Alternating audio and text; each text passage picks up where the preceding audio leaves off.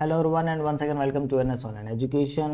बच्चों, जैसे कि मैंने आपको लास्ट वीडियो में बोला था कि हम नेक्स्ट वीडियो में डिस्कस करेंगे जो आपकी क्वेरीज हैं रिलेटेड टू कि आईआईटी में एडमिशन कैसे किस किस आईआईटी में अप्लाई करना और कैसे एडमिशन होगा। तो उसको हम डिस्कस करेंगे इस वीडियो के एंड में। और इसके अलावा बच्चों हम यहाँ पे डिस्कस करेंगे कि आपका गेट स्कोर कहाँ कहाँ पर आप यूज़ कर सकते हैं। ठीक है, तो बच्चों जो फर्स्ट यूज़ है गेट स्कोर का, ये वो तो है, आपको जैसे पता ही है कि आप एमटेक, एमएस एंड पीएचडी के लिए अप्लाई कर सकते हैं आप गेट स्कोर के थ्रू। और इससे आपको स्टाइपेंड मिलता है। अगर आप मास्टर प्रोग्राम के गए तो मास्टर प्रोग्राम में आपको मिलते हैं 12,400 रुपीज़ स्टाइपेंड, ये आपको पर मंथ मिलेगा।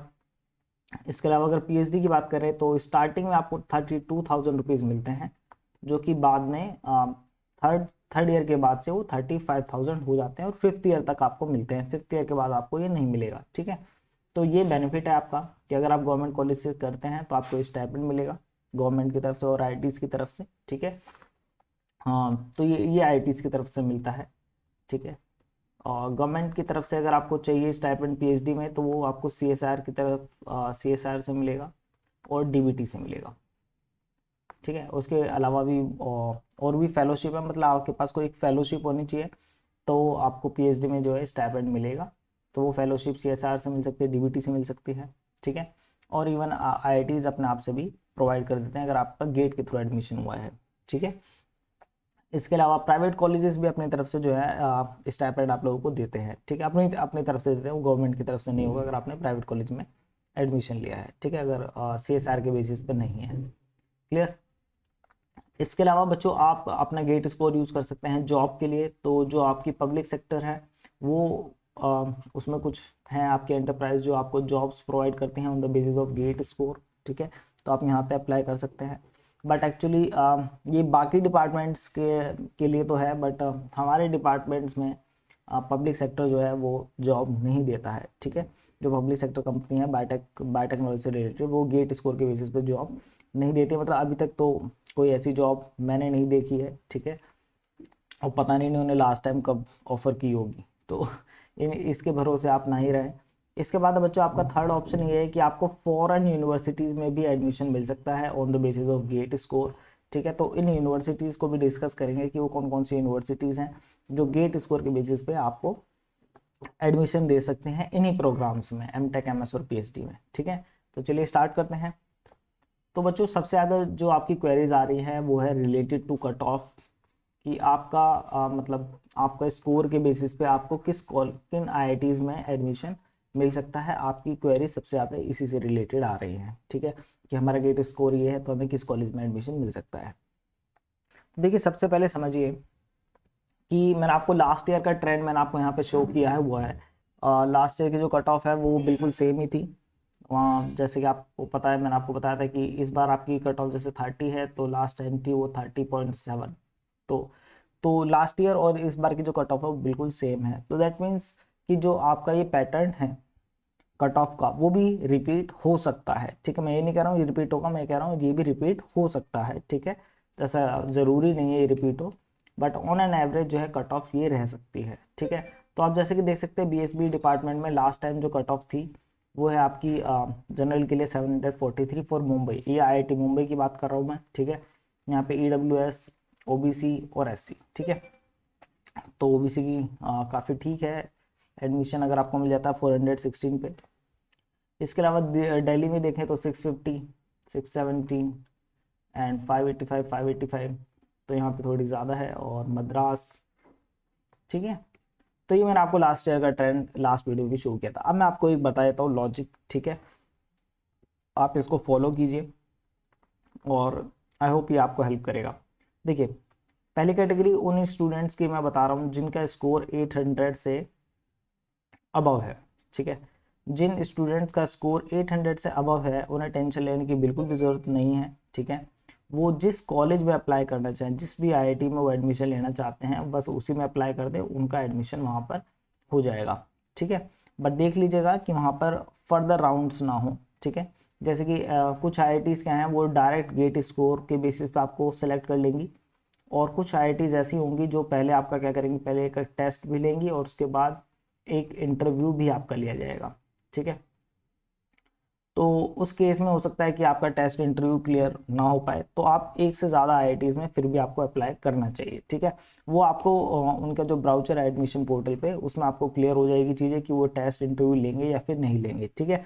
तो या तो आपका डायरेक्ट एडमिशन हो जाएगा गेट स्कोर के बेसिस पे, अदरवाइज जो है एक आपका ये सेकेंड और थर्ड राउंड भी आपके हो सकते हैं टेस्ट एंड इंटरव्यू के लिए, ठीक है। यहाँ पे हम सिर्फ एमटेक की बात कर रहे हैं जी। तो फर्स्ट कैटेगरी मैंने आपको बताई, अगर आपका स्कोर 800 से अबव है तो आप डायरेक्ट जिस भी आईआईटीज़ में आपको लेना है, टॉप आईआईटीज़ जो भी हैं। इसके अलावा आईआईएससी में भी अप्लाई कीजिए, इंडियन इंस्टीट्यूट ऑफ साइंस, ठीक है, वहाँ पे आपका सिलेक्शन ईजिली हो जाएगा। नेक्स्ट कैटेगरी है जिन बच्चों का स्कोर लेस देन है 800, तो 800 से आपका स्कोर लेस है, लेस देन सॉरी या 800 से आपका स्कोर लेस है, बट आपका जो स्कोर है 800 से लेस एंड ग्रेटर देन 650 से अबव है, तो उस केस में भी आपको चांसेस हैं कि आपको जो टॉप आईआईटीज़ हैं उसमें आपका एडमिशन हो जाएगा। तो आपको जितनी भी टॉप आईआईटीज़ हैं उन सब में आपको अप्लाई करना पड़ेगा उस केस में, ठीक है, ताकि आपका एडमिशन, आपको उसमें एडमिशन मिल सके। अगर आपका स्कोर 800 से कम और 650 से अबव है, उसके केस में आपको बता रहा हूँ, तो आपको सभी आईआईटीज़ में अप्लाई करना है। क्लियर। फिर आती है थर्ड कैटेगरी, जनरल कैटेगरी की मैं बात कर रहा हूँ यहाँ पर अभी। इसके बाद बच्चों नेक्स्ट कैटेगरी थर्ड देखते हैं। थर्ड में क्या है कि अगर आपका स्कोर 650 से भी लो है, कम है 650 से, और कह रहे थे 500 से अबव है, तो अगर आपका ये कंडीशन है 650 से अबव 500 से, तो आपको मैं कहूँगा कि आप लोग दो टॉप आईआईटीज़ में अप्लाई कीजिए, किसी भी दो टॉप आईआईटीज़ जिसमें आपको एडमिशन लेना हो, ठीक है, और उनमें अप्लाई कीजिए जिनकी लास्ट ईयर कट ऑफ कम रही है, जिनकी लास्ट ईयर कट ऑफ कम रही है उन टॉप आईआईटीज़ में अप्लाई कीजिए, किसी 2 या 3 टॉप आईआईटीज़। इसके अलावा 2-3 लो आईआईटीज़ में अप्लाई कीजिए, लो रैंक आईआईटीज़, ठीक है। और इसके अलावा कुछ टॉप एनआईटीज़ में भी अप्लाई करें, ठीक है। आपको एक मिक्स लेकर के चलना पड़ेगा, ठीक है, यहाँ पर, ठीक है, तभी आपका एडमिशन। यहाँ पे मैं जो टॉप आईआईटीज़ में अप्लाई कर रहे हैं उनसे मैं कहूँगा कि आप लोग भी 2 लो रैंक आईआईटी में जरूर अप्लाई करें, जस्ट इन केस, ठीक है। तो वर्स्ट कंडीशन के लिए हमेशा प्रिपेयर रहना चाहिए, पता नहीं कैसा ट्रेंड रहे, तो वर्स्ट कंडीशन के लिए हमेशा प्रिपेयर रहे। तो इसी तरीके से यहाँ पे मैंने आपको वर्स्ट कंडीशन भी बताया कि ये आपका लक के ऊपर बेसिस है, 2-3 टॉप आईआईटीज़ में आपको मिल जाए, ये आपका लक है। फिर आपको लो रैंक आईआईटीज़ वर्स्ट केस के लिए, और सबसे ज़्यादा वर्स्ट केस के लिए आपको टॉप एनआईटीज़ में भी अप्लाई करना चाहिए। फिर आते हैं फोर्थ कैटेगरी, जिनका स्कोर बच्चों 500 से भी कम है, लेस देन 500। तो लेस देन अगर 500 है आपका स्कोर, उस केस में आपको मैं सजेस्ट करूँगा कि आपको सभी जो लो रैंक आईआईटीज़ हैं उन सब में अप्लाई करना चाहिए। जितनी भी आपकी लो रैंक आईआईटीज़ हैं उन सब में अप्लाई कीजिए। इसके अलावा जितने भी आपके एनआईटीज़ हैं सभी एनआईटीज़ में भी अप्लाई करें, ठीक है। लो रैंक आईआईटीज़ और जितनी भी एनआईटीज़ हैं उन सब में अप्लाई कीजिए। और एनआईटी से के बाद फिर क्या है, फिर आपके कुछ स्टेट गवर्नमेंट कॉलेजेस आ जाएंगे। तो अगर आपको इसी ईयर एडमिशन लेना है और आप वेट नहीं कर सकते नेक्स्ट ईयर का, फिर आप जाइए स्टेट गवर्नमेंट कॉलेजेस में अप्लाई कीजिए, जो आपके स्टेट गवर्नमेंट कॉलेज हैं वहाँ पे आपको इजीली जो है एडमिशन मिल जाएगा, ठीक है। तो ये मैंने आपको एक बता दिया है कि आपको किस तरीके का पैटर्न फॉलो करना है आपके गेट स्कोर के बेसिस पे, ठीक है। आई होप आप लोगों के काफ़ी डाउट्स यहाँ से क्लियर हो चुके होंगे, ठीक है। तो ये मैंने आपको बता दिया है। तो अब आप जो बिल्कुल मत पूछेगा कि आपका गेट स्कोर क्या है तो आपको कहाँ पे अप्लाई करना है, मैंने आपको बता दिया है कि एक आइडिया मैंने आपको दे दिया है कि आपको क्या पैटर्न फॉलो करना है। कि आप अगर आपका 800 से कम और 650 से अबव है तो टॉप आईआईटीज़ में अप्लाई कीजिए, कुछ लो रैंक आईआईटीज़ में अप्लाई कीजिए। इसी तरीके से यहाँ पे टॉप 3 टॉप आईआईटीज़ में अप्लाई कीजिए, कुछ 2-3 लो रैंक आईआईटीज़ में भी अप्लाई कीजिए, और टॉप एनआईटीज़ में भी अप्लाई कीजिए, ठीक है।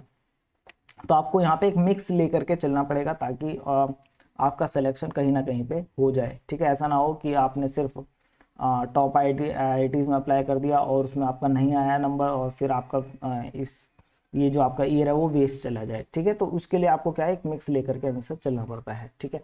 तो यहाँ पर भी मैंने आपको आइडिया दे दिया, अगर आपका लो 500 से भी कम है तो यहाँ पे थोड़ा डिफिकल्ट है आईआईटी मिलना, इसलिए एनआईटी में आपको, अगर आपको इसी ईयर एडमिशन लेना है तो आपको एनआईटी में अप्लाई करना पड़ेगा, और उसके साथ साथ कुछ स्टेट गवर्नमेंट कॉलेज में भी अप्लाई कर दीजिएगा, ठीक है। एक लिस्ट में आपको अभी शो करने वाला हूँ टॉप टॉप आईआईटीज़ की, मतलब टॉप इंजीनियरिंग कॉलेजेस की जो है एक अभी लिस्ट में आपको शो करूँगा, ठीक है। आप उन कॉलेजेस को में अप्लाई कर सकते हैं, ठीक है। तो ये मैंने आपको एक पैटर्न बता दिया, और अब मैं आपको कॉलेज शो कर दूंगा, तो उसके अकॉर्डिंगली आप उनमें अप्लाई कर देंगे, ठीक है। तो देखिए ये है आपके टॉप इंजीनियरिंग कॉलेजेस। तो स्टार्टिंग में तो ये आपकी टॉप आईआईटीज़ हैं, मद्रास, दिल्ली, बॉम्बे, आईआईटी कानपुर, खड़गपुर, रुड़की, गुवाहाटी, हैदराबाद, और उसके बाद ये आपका एनआईटी ट्रिची, और यहाँ पे मैंने आपको डिपार्टमेंट भी शो किए हैं, ठीक है। तो बच्चों डिपार्टमेंट भी इंपॉर्टेंट है कि आपको किस एरिया में रिसर्च करना है, आपको बायोटेक्नोलॉजी में रिसर्च करना है, आपको बायोकेमिकल इंजीनियरिंग में रिसर्च करनी है, आपको BSB bio science and bio engineering में रिसर्च करनी है, ठीक है। तो ये आपको एक डिपार्टमेंट ये बताता है कि आपका ओवरऑल जो मेन फोकस है उस डिपार्टमेंट का वो किस एरिया में है, ठीक है। अदरवाइज में जो प्रोफेसर है वो डिफरेंट डिफरेंट एरिया में, डिपार्टमेंट का नाम कुछ भी हो, बट ज़्यादातर जो प्रोफेसर है वो आपको सभी एरिया के मिल जाएंगे वहाँ पे, ठीक है। तो इसलिए बट डिग्री के ऊपर आपको मेन फोकस करना है। ये पीएचडी वालों के लिए ज़्यादा इंपॉर्टेंट रहता है कि उनको उनका एरिया ऑफ फोकस उनको फाइंड आउट करने के लिए तो वो डिपार्टमेंट के अकॉर्डिंग जाते हैं। इसके अलावा बच्चों फिर तो इसलिए डिपार्टमेंट भी इंपॉर्टेंट है, तो उसको देख लीजिएगा। कहीं कुछ जगहों पे आपको स्कूल मिलेगा, कुछ जगहों पे आपको सेंटर मिलेंगे, और कहीं और बाकी जगहों पे डिपार्टमेंट तो आपको सभी जगह पे मिलेगा आईआईटीज़ में, ठीक है। तो स्कूल, सेंटर, डिपार्टमेंट आप जो भी है आप अप्लाई कर दीजिए, कोई दिक्कत नहीं है, ठीक है।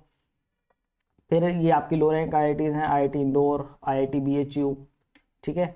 फिर एनआईटी आपका सूरतकल, अन्ना यूनिवर्सिटी बची है। एनआईआरएफ रैंक के अकॉर्डिंग मैंने यहाँ पे आपको लिस्ट दी है। Vellore Institute of Technology, NIT Rourkela, Jadavpur University, और साथ में आपको डिपार्टमेंट आपको दिख रहे हैं साइड में।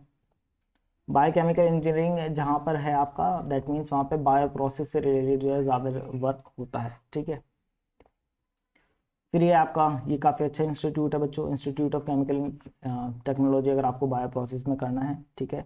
तो यहाँ पे ये काफ़ी अच्छा है, यहाँ पे आपको प्लेसमेंट भी काफ़ी अच्छा मिलता है, और ये बायो प्रोसेस वाले स्टूडेंट्स के लिए काफ़ी अच्छा कॉलेज है।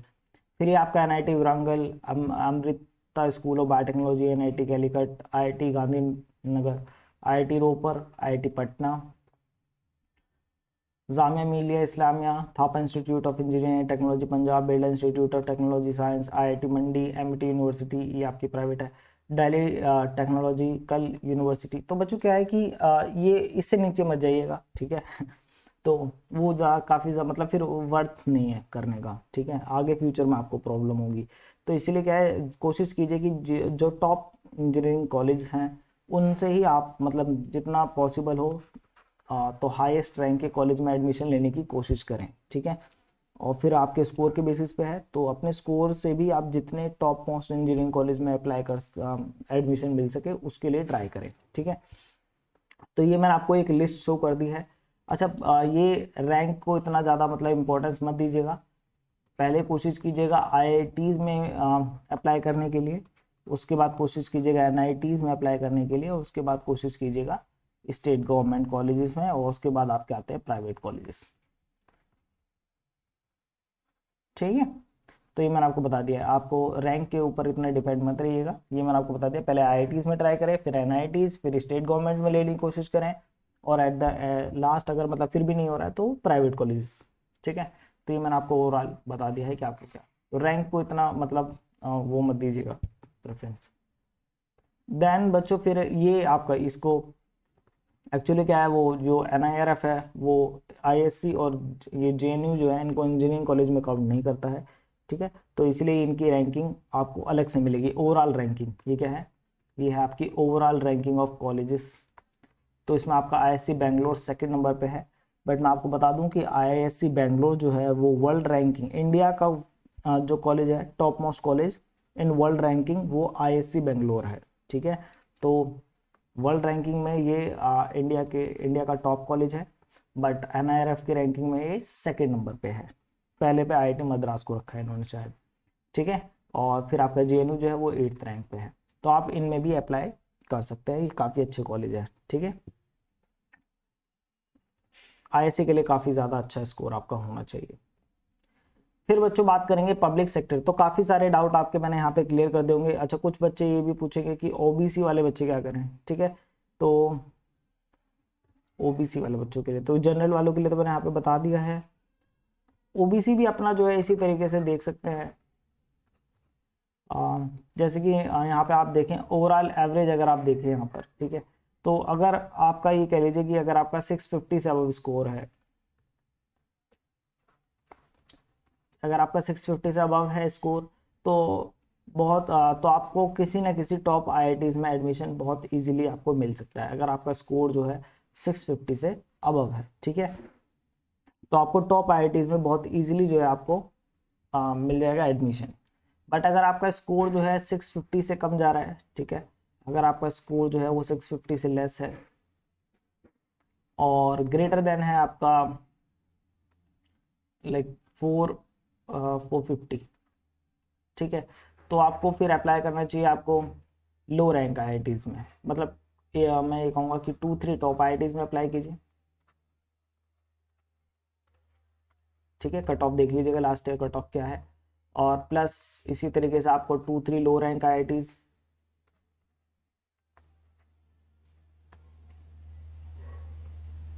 और फिर इसके अलावा इसी तरीके से आप 1-2 NIITs में भी अप्लाई कर दें। और उनसे जो नीचे वाले हैं फिर वो अपने अकॉर्डिंगली समझ सकते हैं, जिनका स्कोर 450 से लेस है उनको लो रैंक IITs में अप्लाई करना है और साथ में NIITs में अप्लाई करना है, ठीक है। तो ये आपको मैंने बता दिया। इसी तरीके से SC और ST कैटेगरी जो है वो भी अपना ऑन एंड एवरेज यहाँ पे देख सकते हैं कि इनका स्कोर क्या है ऑन एंड एवरेज। ये टॉप जो लास्ट ईयर कट ऑफ है उसके अकॉर्डिंग वो डिसाइड कर सकते हैं। तो ये मैंने आपको एक फ्रेमवर्क बता दिया है। क्लियर है? तो आई होप आप लोगों के जो कट ऑफ से रिलेटेड डाउट है वो आपके क्लियर हो चुके होंगे इस वीडियो के थ्रू, ठीक है।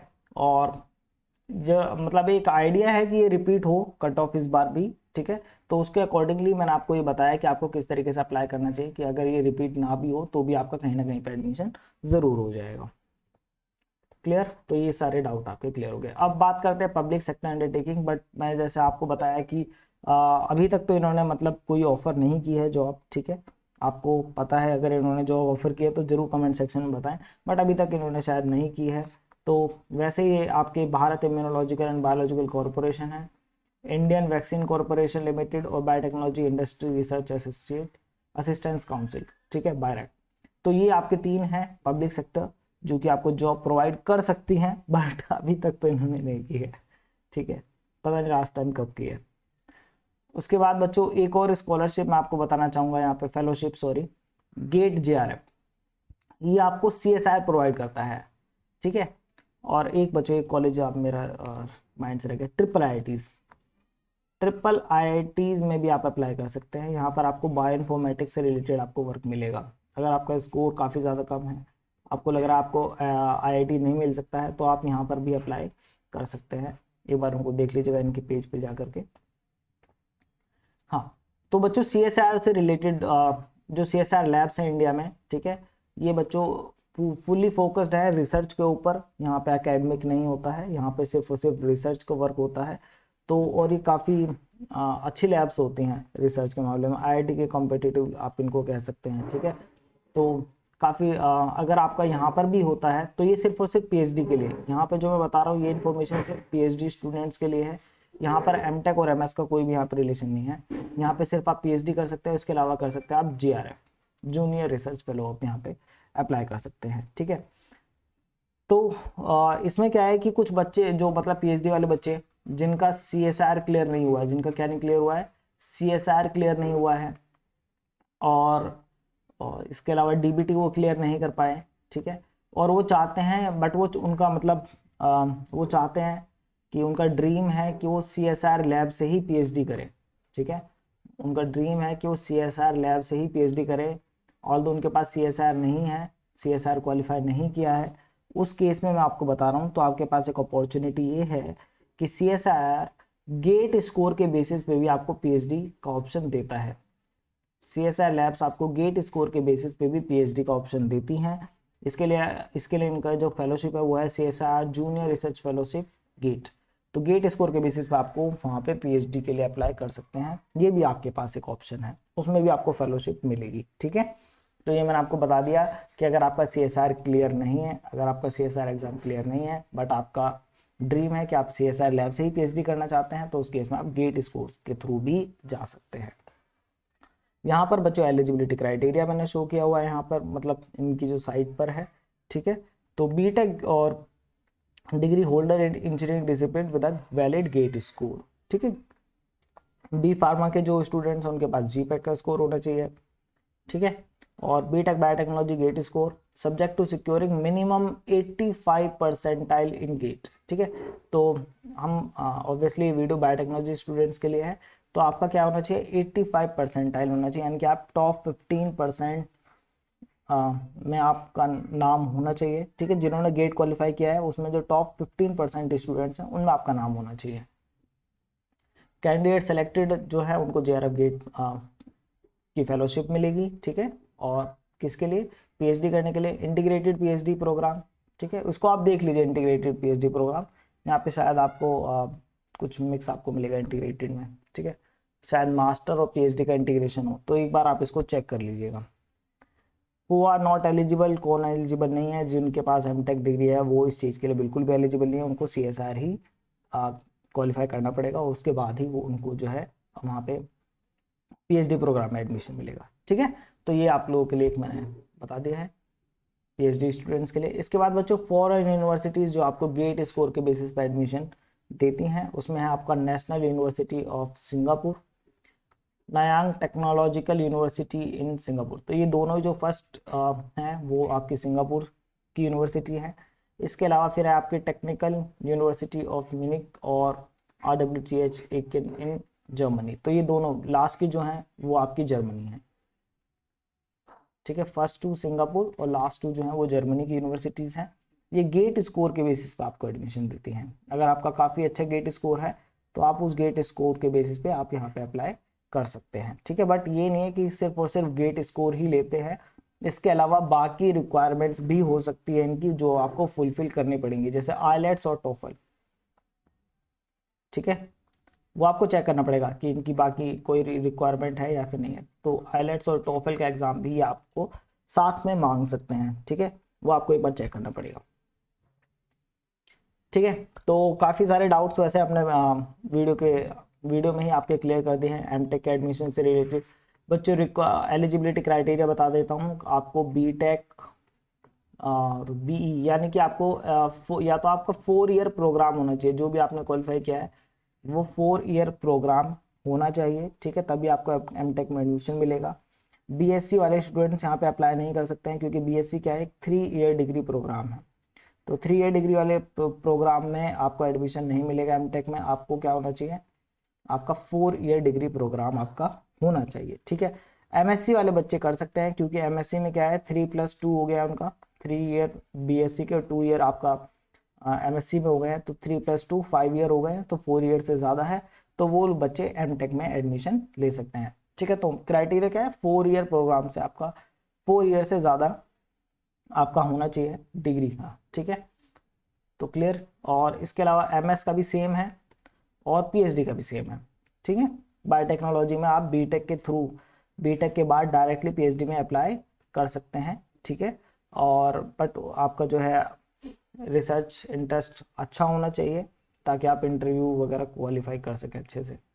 ठीक है, और MSc वाले बच्चे जो है जिनको MSc में IIT से MSc करना है, उनके लिए बच्चों गेट एग्ज़ाम नहीं होता है, वो गेट के थ्रू यहाँ पे अप्लाई नहीं कर सकते, उनको बच्चों क्वालिफाई करना पड़ेगा IIT JAM। ठीक है, तो इस चीज़ को याद रखें कि आप लोगों के लिए IIT JAM है अगर आप MSc में एडमिशन लेना चाहते हैं। ठीक है, जो BSc वाले स्टूडेंट्स हैं जो कि MSc में एडमिशन लेना चाहते हैं, तो उनके लिए है IIT JAM का एग्ज़ाम। जब आप इसको क्वालिफाई करेंगे तो उसके बेसिस पे, इसके स्कोर के बेसिस पे आपको IIT में MSc में एडमिशन मिलेगा। गेट स्कोर के बेसिस पे आपको MSc नहीं मिलेगा। इसके अलावा बच्चों एक और चीज़ मैं आपको बताना चाहूँगा, एक आपके 2 पोर्टल हैं, एक को पोर्टल है और एक CCMT पोर्टल है। ठीक है, मैं आपको शो कर देता हूँ। तो ये है बच्चों आपका को portal, common offer acceptance portal 2021। Last video में मैंने आपको बताया था अगर आप आईआईटी में एमटेक, आईआईटी और आईएससी, ठीक है, यहाँ पे इन्होंने इंस्टीट्यूट की लिस्ट दी हुई है, 21 इंस्टीट्यूट हैं, ISC, IIT Bhilai, IIT BHU, IIT BBS, IIT Bombay, IIT Delhi, IIT Goa, IIT Gandhinagar, IIT Hyderabad, ठीक है, इंदौर, धनबाद, जोधपुर, कानपुर, खड़गपुर, मंडी, और ये सब जितने भी हैं, ठीक है। तो ये सब में आपको एडमिशन मिलेगा किसके थ्रू, कोप पोर्टल के थ्रू आपको यहाँ पे एडमिशन मिलेगा। इसके अलावा ये आपकी ये top 8 IIT Bombay, IIT Bhubaneswar, Delhi, Guwahati, Indore, Kharagpur, ये सब, ठीक है, क्लियर है। तो ये आपको इसके ये इन्होंने तो एमटेक में अगर आपको एडमिशन लेना है, ठीक है, एमटेक प्रोग्राम में जो आपको एडमिशन है वो आपको इस पोर्टल के थ्रू मिलेगा, बट इसके थ्रू नहीं मिलेगा। आपको क्या है, एक तो आईआईटी की इंडिविजुअल साइट्स पर जाकर के अप्लाई करना पड़ेगा, उसके साथ साथ आपको को पोर्टल पर भी अप्लाई करना पड़ेगा।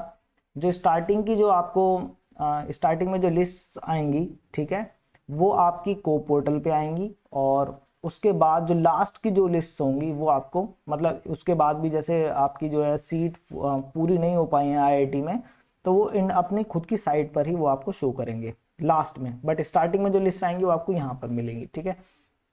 तो ऑफर आपको यहीं से मिलेगा, और फीस वगैरह जो सबमिशन है वो भी शायद आपका इसी पोर्टल पे होगा, ठीक है। इसके अलावा बच्चों जो एनआईटी वाले स्टूडेंट्स हैं, जो एनआईटी में अप्लाई करना चाहते हैं, उनके लिए ये वाला पोर्टल नहीं है, उनके लिए ये वाला पोर्टल है, centralize counselling for MTech, MArch, MPlan admission, ठीक है। ये आपको एनआईटीज में एडमिशन के लिए, ठीक है, common platform candidate to apply for MTech, MArch, MPlan and design. तो अगर आप इन प्रोग्राम्स में अप्लाई कर रहे हैं, ठीक है, तो उन लोगों के लिए बेस्ड ऑन गेट स्कोर, ठीक है, इन ऑल एनआईटीज, आईआईएसटी और सम ट्रिपल आईटीज। तो देखिए यहाँ पे ट्रिपल आईटीज में अगर आप अप्लाई कर रहे हैं, जीएफटीआईज में आप अप्लाई कर रहे हैं, तो उसके लिए आपके लिए जो है ये पोर्टल बना हुआ है। तो ये एक इन्फॉर्मेशन ये भी आपको देनी थी। और इसके बाद तो ठीक है, तो आई थिंक आपके जो ज़्यादातर जो डाउट्स हैं वो इस वीडियो में क्लियर हुए होंगे, ठीक है। मिलते हैं नेक्स्ट वीडियो में नए टॉपिक के साथ। अगर आपका अभी भी कोई डाउट है तो प्लीज़ कमेंट सेक्शन में कमेंट करके बताइए, और जैसे ही मुझे टाइम मिलेगा तो मैं एक बार कमेंट सेक्शन जब भी देखता हूँ तो मैं आपको कमेंट कर दूंगा वहाँ पे, ठीक है। तो मिलते हैं नेक्स्ट वीडियो में, तब तक के लिए बाय बाय।